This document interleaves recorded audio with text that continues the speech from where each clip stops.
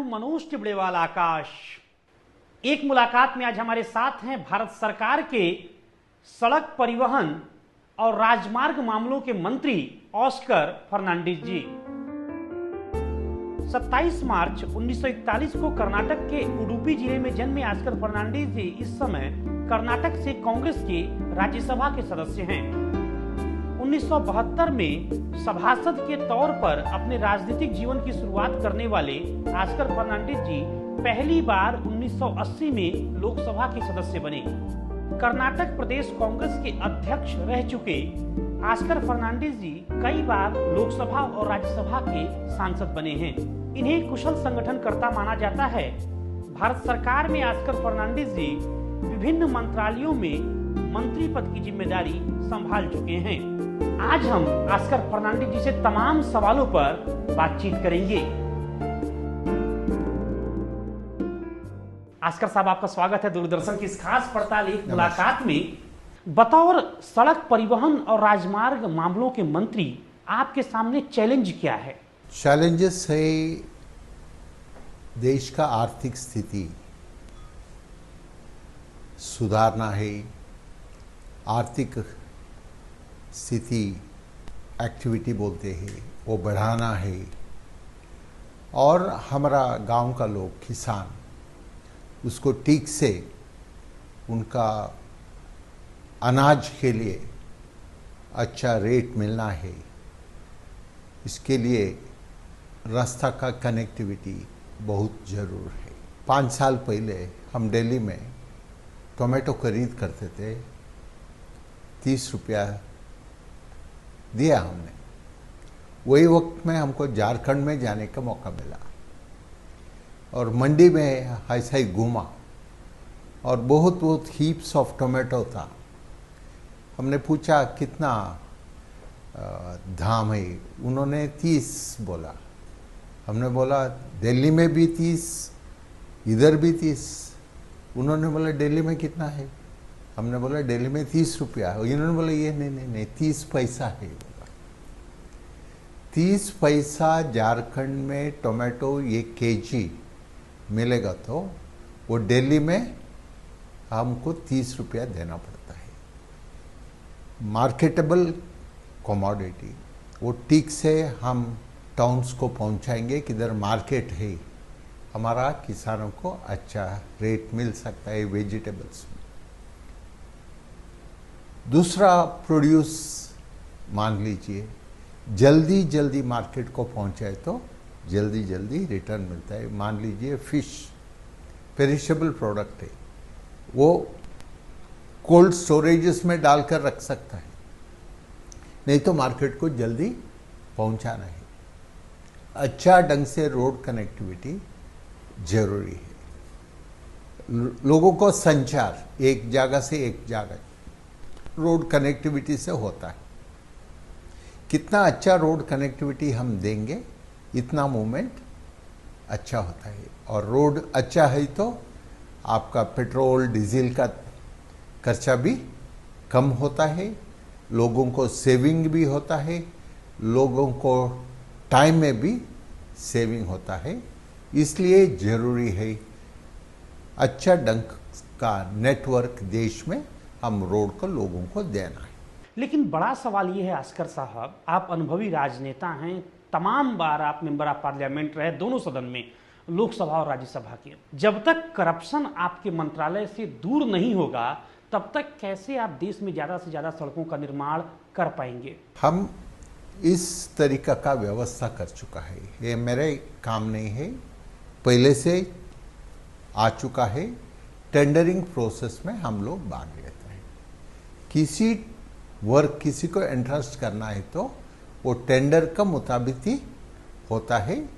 और independent highway authority हमने निर्माण कर चुका है। भारत सरकार ने इंडिपेंडेंट हाईवे अथॉरिटी निर्माण कर चुका है। उनके नीचे अच्छा ढंग से आज काम चल रहा है। हम नहीं बोलेंगे करप्शन हमारा डिपार्टमेंट में नहीं है, देश में करप्शन नहीं है, दुनिया में करप्शन नहीं है, ये हम नहीं बोल सकता। ये कम करने के लिए क्या व्यवस्था करना हम जरूर ये व्यवस्था करेंगे। हमने मेरा मंत्रालय को निर्देशन दिया, कोई एक ऑफिसर किसी फाइल के ऊपर 7 दिन के अंदर निर्णय लेना है, और किसी फाइल 1 महीने से ज़्यादा उन्होंने रखना है तो उन्होंने फाइल नहीं रखना, ये फाइल ऊपर भेजना है। ये निर्देश हमने दे चुका है। उससे कोई मूवमेंट्स ज़्यादा हो सकती है, उसका वजह से एफिशिएंसी बढ़ सकती है। देश भर में ज़्यादा से ज़्यादा सड़कों का जाल बिछाने का दावा तो किया जाता है, और यह भी कहा जाता है कि हर दिन 20 किलोमीटर सड़कें बनाई जाएंगी।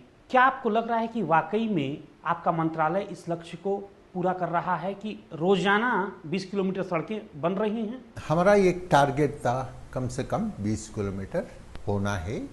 फिर अभी हम लोग 13/5 तक कर रहा है, और उसमें सिर्फ सड़क बनने का मामला नहीं है। सड़क बनना है तो ज़मीन जरूर चाहिए, लैंड एक्विजिशन चाहिए। लोगों ने लैंड देना तभी सड़क बन सकता है।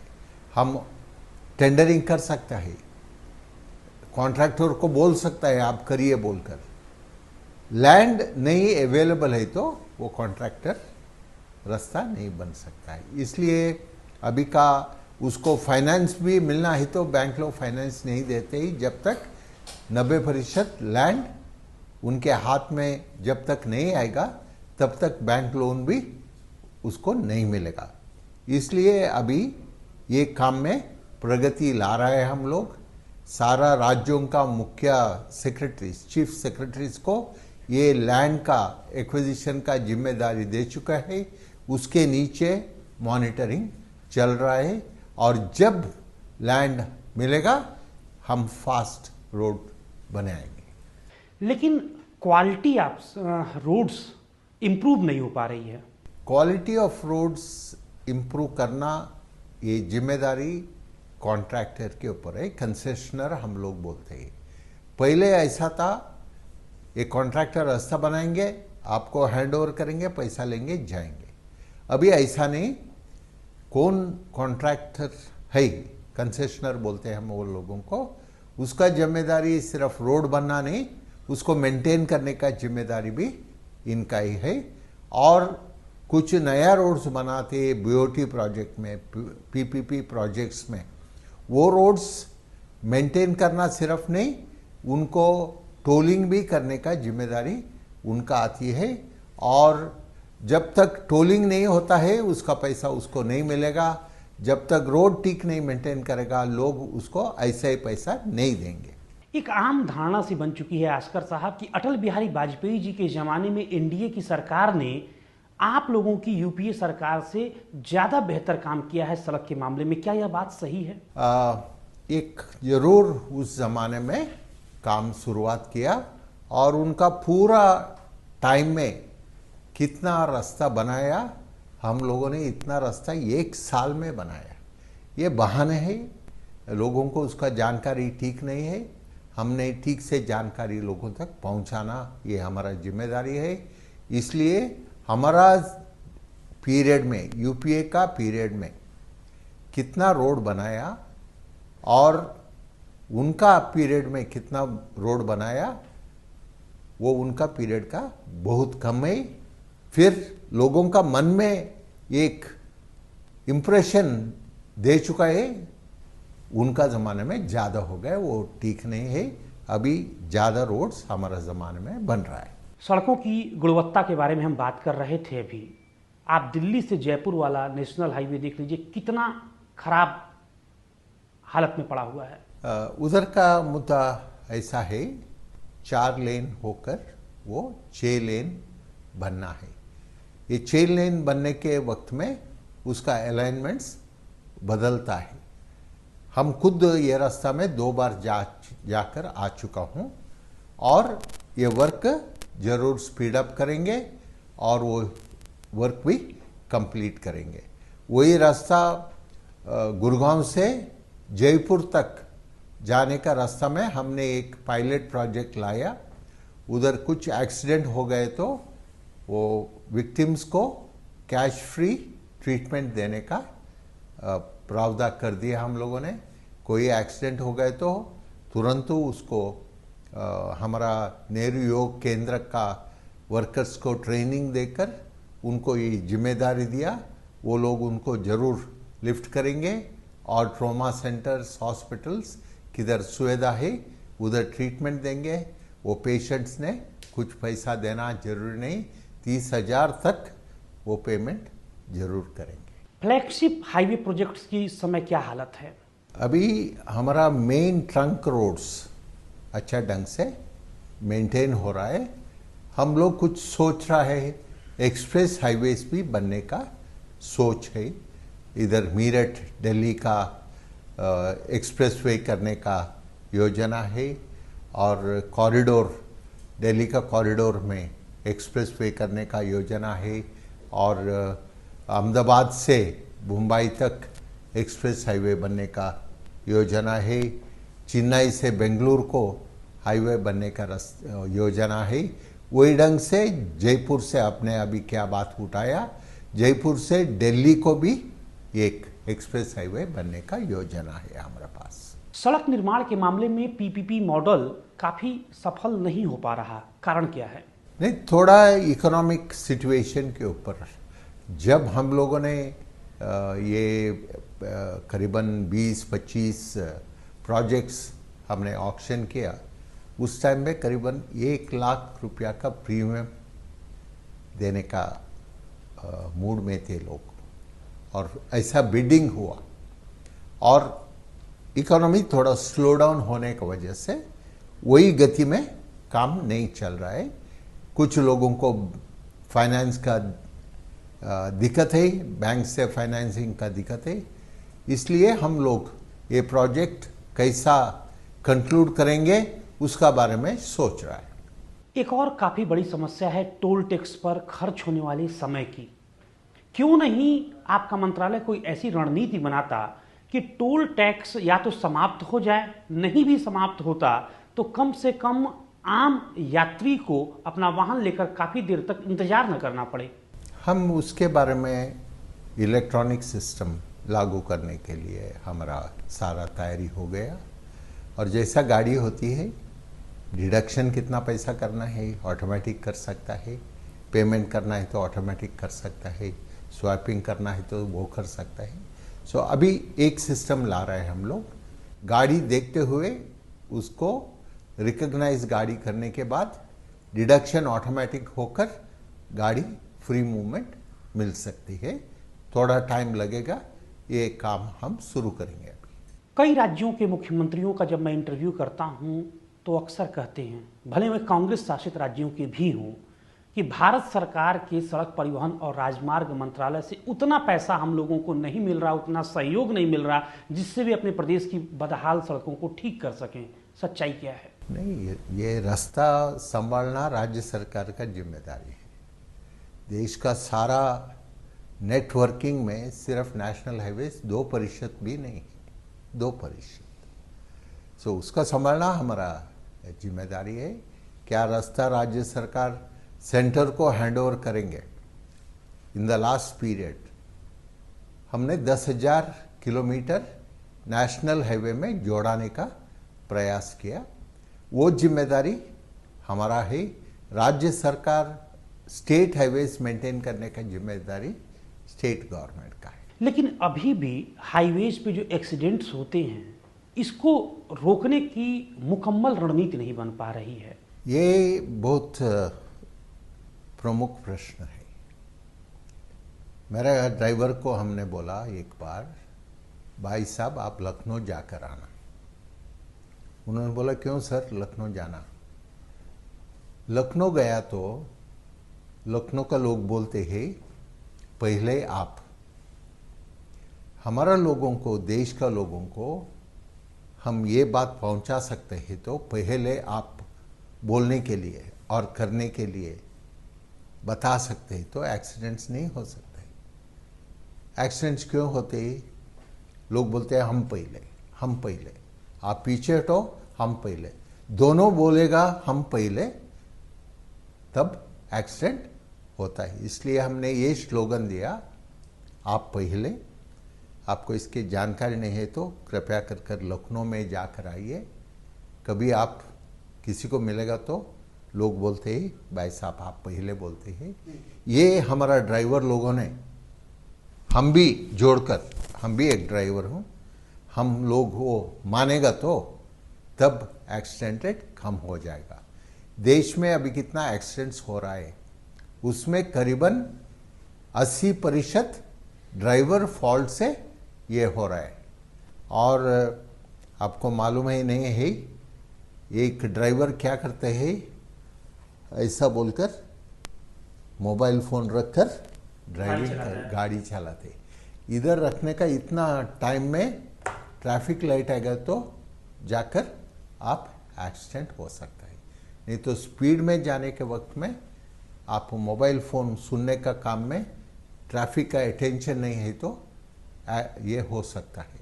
अभी कुछ एक्सप्रेस हाईवे है, वो एक्सप्रेस हाईवे में लोग इतना स्पीड में जा रहा है, उसका वजह से टायर गर्म होकर बर्स्ट होने का काफ़ी इंस्टेंसेस है। इसलिए स्पीड कंट्रोल करने के लिए भी हम कुछ कदम ले रहा है। एक और बड़ी समस्या देखने को मिलती है इंफ्रास्ट्रक्चर सेक्टर में, आसान शर्तों पर लोन नहीं जल्दी मिलता। नहीं, इसलिए आपको बताया हमने पहले, कम से कम 90% लैंड एक्विजिशन नहीं होता है, एनवायरमेंट क्लियरेंसेस नहीं मिलता है, तब बैंक्स फाइनेंसिंग नहीं करते। जब ऑल द क्लियरेंसेस मिलेगा तब बैंक लोग उनको फाइनेंस जरूर देते हैं। बतौर मंत्री आपकी सोच क्या है, आप इस मिनिस्ट्री में करना क्या चाहते हैं? अभी ये मंत्रालय का नाम ही बोलते हैं क्या करना है। सो हम अच्छा सड़क लोगों तक देने का कोशिश कर रहे हैं। उसमें एक बहुत महत्तर विचार है, इसके बारे में बहुत लोग सोचते नहीं। ये सोचे, कभी बारिश आता है, पानी रास्ते के ऊपर रोकना नहीं है, पानी गटर में जाकर बाहर जाना है। जब तक एसफॉल्ट रोड से पानी रास्ते के ऊपर रहेगा तब एसफॉल्ट पटेगा, तब पॉटहोल्स डेवलप होता है। जब तक हम वाटरवे का सोच नहीं करेंगे, इसके बारे में ध्यान नहीं देंगे, कितना अच्छा रोड है तो भी वो खराब हो जाएगा। जैसा खराब हो गया तब हम रिपेयर का काम करना पड़ेगा। और अभी का सिस्टम ऐसा है, लोग छोटा मोटा काम के लिए कोई आगे नहीं आते, कॉन्ट्रैक्टर भी आगे नहीं आते, डिपार्टमेंट भी इतना सोच के ऊपर नहीं रखते ही। वो बोलते ही थोड़ा बड़ा होने दो, बड़ा होने दो, बड़ा कॉन्ट्रैक्ट हो जाएगा तभी हम रिपेयर करेंगे।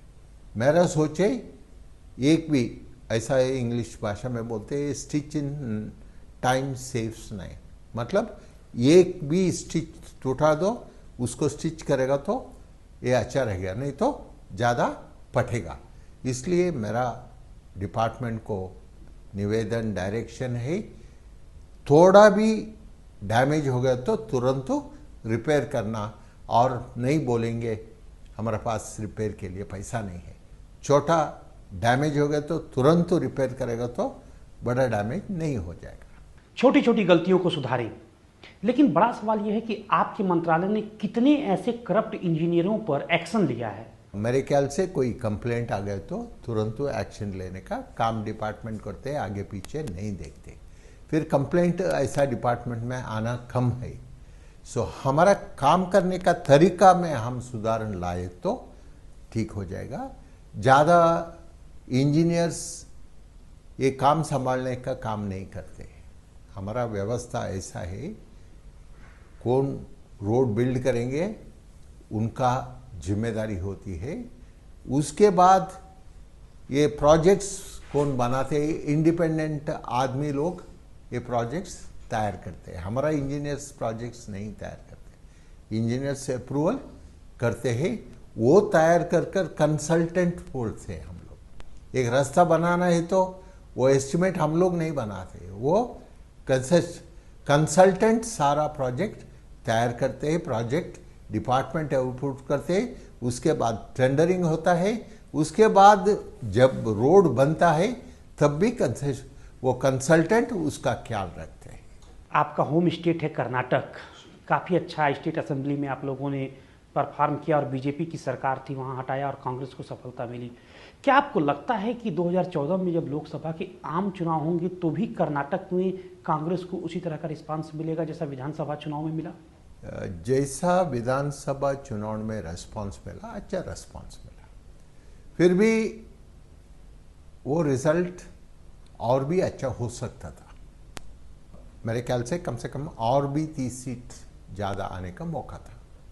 ठीक है, हमारा कुछ गलतियों से हम वो फ़ायदा नहीं उठ पाए।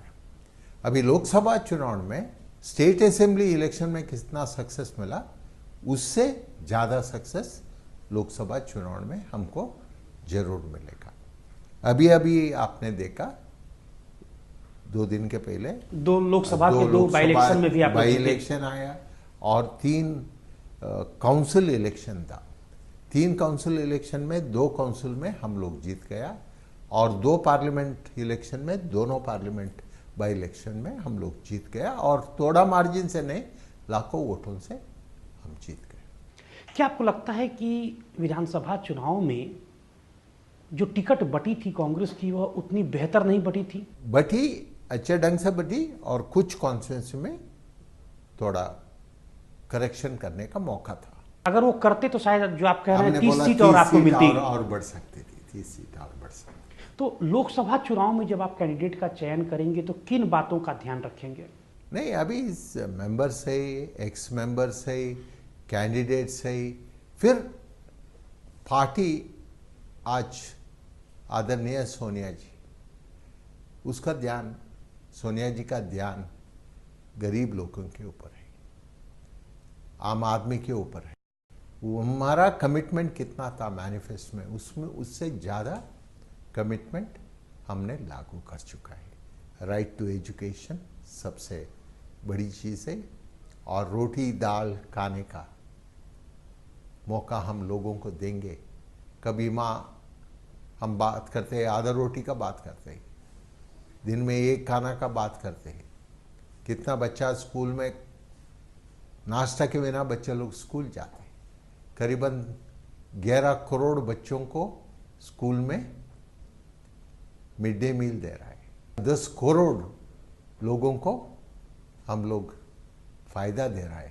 लेकिन विपक्षी दलों का आरोप है कि फूड सिक्योरिटी बिल चुनाव को ध्यान में रखते हुए लाया गया है। क्यों नहीं यह पहले 9 साल में लाए आप लोग? हमने पहले से लाने का कोशिश किया, फिर पार्लियामेंट किस ढंग से चल रहा है आपको मालूम है, और स्टेट्स को कंसल्ट भी करना था, लोगों को कंसल्ट भी करना था। हमने बहुत टाइम से कोशिश किया वो बिल पार्लियामेंट में लाने के लिए, और एक मत ना होते हमको ये लाने के दिक्कत हो गई। फिर हमने सोचा ये लाने के बाद ही हम हमारा टर्म ख़त्म करेंगे, ये जरूर लाएंगे, लोगों को पहुंचाएंगे, उसके बाद हम लोगों से आशीर्वाद लेंगे। एक चीज़ और बड़ा सवाल आम आदमी पूछना चाहता है आपकी सरकार से, जिस तरह एक के बाद एक करप्शन के चार्जेज यूपीए सरकार के विभिन्न नेताओं पर लग रहे हैं, आपको लगता नहीं कि इससे सरकार की छवि कहीं न कहीं खराब हुई है? अभी कोई एक इश्यू उठेगा तो वो इश्यू के ऊपर कार्रवाई कर चुका है, और अभी तक सारा केसेस सुप्रीम कोर्ट मॉनिटर कर रहा है। सुप्रीम कोर्ट निर्णय लिया तो हमारा हाथ में नहीं, इम्प्लीमेंटेशन जरूर होता है। पनिशमेंट देना है तो भी सुप्रीम कोर्ट देंगे। आप बताइए किस इश्यू के ऊपर सुप्रीम कोर्ट ने ऐसा डिसीजन दिया, किसी आदमी के ऊपर डिसीजन देकर हम लोगों ने कार्रवाई नहीं किया। कांग्रेस पार्टी कमिटेड है करप्शन को अंत करने के लिए। कांग्रेस प्रेसिडेंट ने, प्रधानमंत्री ने कदम लिया ये रोकने के लिए। एआईसीसी सेशन में कांग्रेस प्रेसिडेंट श्रीमती सोनिया गांधी जी ने करप्शन के ऊपर ही भाषण दिया और रोकने के लिए क्या कदम लेना इसके बारे में भी कार्रवाई लिया। तो क्या आपको लगता है यूपीए 3 फिर से पावर में आएगा? जरूर हमारा सरकार बनेगा और हमने क्या काम शुरू किया देश का आर्थिक स्थिति सुधार करने के लिए, वो जरूर काम हम आगे लेकर जाएंगे। आर्थिक स्थिति का इम्प्रूवमेंट का मतलब गरीब लोगों को जीवन में एक आशा रेखा दिखाने का काम वो इंदिरा गांधी जी ने किया। जब हमको आज़ादी लेने के वक्त में महात्मा गांधी का सोच भी था, अकेली आदमी का आंसू पूछने का काम करना है बोलकर महात्मा गांधी ने बोला। ये काम इंदिरा गांधी ने आगे लेकर जाने के लिए किया। राहुल गांधी जी आज गांव-गांव जा रहा है, गरीब लोगों के पास जा रहा है, वो एक काम आगे लेकर जा रहे हैं। और राजीव जी ने पंचायत राज व्यवस्था क्या लागू किया, what was to empower people, empower the women. लेकिन बड़ा सवाल यह है कि अर्थव्यवस्था कैसे बेहतर हो रही है, इस बात को कैसे माना जाए? आज देखिए हर दिन रुपए की हालत बद से बदतर होती जा रही है। आपका रुपया जरूर ठीक होना, फिर आपने ये भी मानना हमको आज़ादी मिलने के वक्त में कितना लोग भूखा सो रहा थे, कितना बच्चे लोग स्कूल में पढ़ते, फिर आज कितना बच्चे लोग स्कूल में पढ़ते थे। 10 साल के पहले करीबन 7% बच्चे लोग यूनिवर्सिटी में पढ़ते थे, आज करीबन 19% बच्चे लोग यूनिवर्सिटी में पढ़ रहा है। हमको जब आज़ादी मिला तब बच्चों को स्कूल में जाने का मौका नहीं था। आज प्राइमरी एजुकेशन कंपलसरी हो गया, हर एक बच्चे को स्कूल में जाने का। ठीक है, लेकिन फिर भी अभी हम उतने बेहतर नहीं हो पाए जितना हो सकते थे। इसकी बड़ी वजह सिर्फ और सिर्फ मुझे लगता है कि भ्रष्टाचार है। अगर भ्रष्टाचार नहीं होता तो आज हमारी स्थिति वैश्विक लेवल पे शायद और ज़्यादा बेहतर होती। भ्रष्टाचार रोकने का जिम्मेदारी सबके ऊपर है, हमारा ऊपर है, सबके ऊपर है। और भ्रष्टाचार को हम स्वीकार नहीं कर सकते, आम आदमी स्वीकार नहीं कर सकते, देश स्वीकार नहीं कर सकते।